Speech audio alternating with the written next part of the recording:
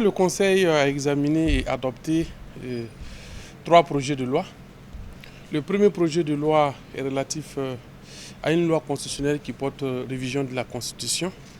Et cette révision porte sur les articles 101, 143, 144, le titre 14, les articles 160.3 et 160.4. Alors, en ce qui concerne la première partie, de la révision qui est relative aux articles 101, 143 et 144, c'est relatif aux collectivités territoriales et aux circonscriptions administratives. En un mot, à l'organisation du territoire. Il s'est agi de mettre dans les principes fondamentaux de la loi qui va désormais déterminer les règles fondamentales relatives à l'organisation du territoire dans l'article 101 qui n'existait pas. Ensuite, et comme conséquence, à l'article 143, bien entendu, il sera désormais disposé que le territoire est organisé en circonscription administrative et en collectivité territoriale, et en article 144 de la Constitution qui prévoit que les circonscriptions administratives sont créées et supprimées par décret et les collectivités territoriales par loi.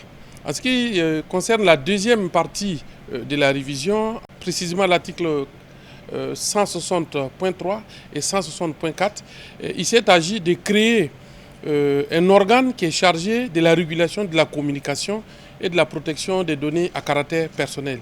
Il s'agit de rassembler et de donner à un même organe les compétences pour réguler aussi bien la communication que le domaine de la protection des données à caractère personnel. Cette structure est désormais instituée au niveau de la Constitution, va réunir les compétences de la Commission de l'informatique et des libertés et bien entendu les compétences du Conseil supérieur de la communication.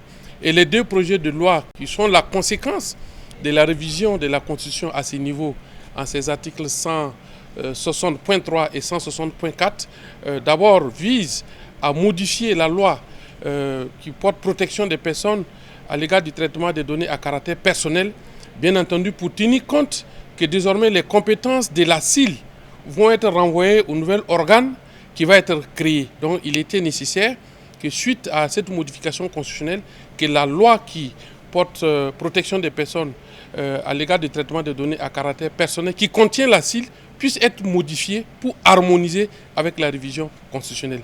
Et bien entendu, conséquence également, c'est la relecture de la loi qui portait sur le Conseil supérieur de la communication.